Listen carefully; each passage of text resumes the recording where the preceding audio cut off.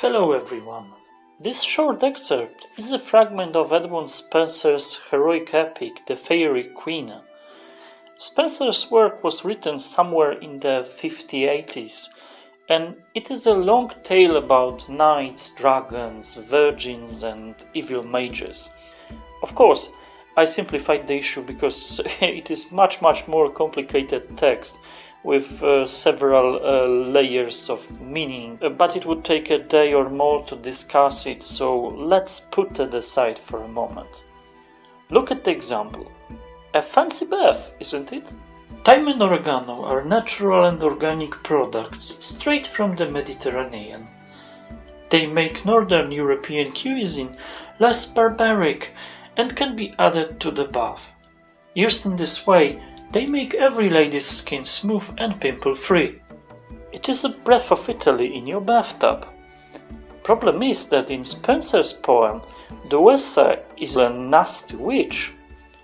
The association people in the 16th century England had when they heard oregano and thyme were also very different to ours. At the time, these two plants were not eaten but added to baths and greasy ointments to cure syphilis, scabies and other serious skin conditions. That's precisely why Duessa uses them in her bath. She wants to magically hide that she only looks amazing and young. In fact, she's an old, ugly hag, as most witches are. And the riddle is: what to do in translation to preserve the original associations of oregano and thyme, which were terribly bad? Pause the video and try to do it on your own.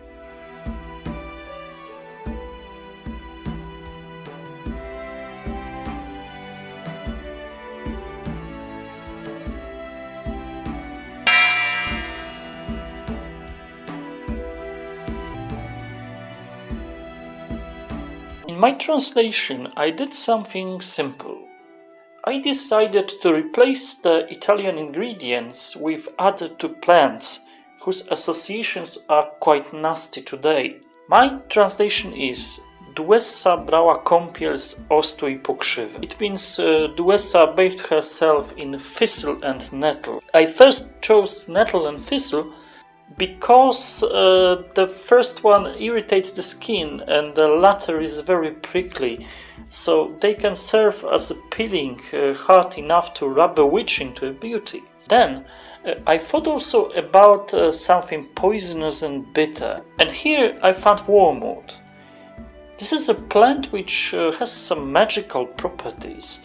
For instance, it is the main ingredient of absinthe, a beverage used to induce altered state of consciousness, and sometimes even called the green fairy. So this would be a perfect one for a witch. Wormwood in Polish is piołun, and it would be nice in the context because it is most probably derived from the same root as the verb palić, to burn, because the plant is very bitter. It would be a suitable herb for a witch's bath lotion. In Polish, it also gives a nice alliteration in P, because we can combine piołun and pokrzywa, nettle and wormwood. So this would be a nice device. The entire translation would sound better. In English, wormwood is etymologically a dragon's wood, so it also fits. By the way, in Ukrainian, the same plant is called Chernobyl, like the place with the most famous nuclear power plant in the world. But can a bath in radioactive ash transform a witch into a beauty?